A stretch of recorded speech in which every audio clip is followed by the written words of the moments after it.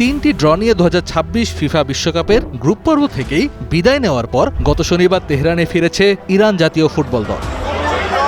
Tournament থেকে দ্রুত ছিটকে গেলেও কোচ আমির গ্যালোনইয়ের অধীনে দলের পারফরম্যান্সে সন্তোষ প্রকাশ করে সমর্থক ও কর্মকর্তারা তাদের উষ্ণ অভ্যর্থনা জানান। তাদের পারফরমেন্স সত্যিই অসাধারণ ছিল। শত্রুর দেশে তারা খুব ভালো খেলেছে, আর সেই কারণেই আমি এখানে এসেছি তাদের এটা জানাতে যে তাদের প্রত্যেকেই দুর্দান্ত ছিল।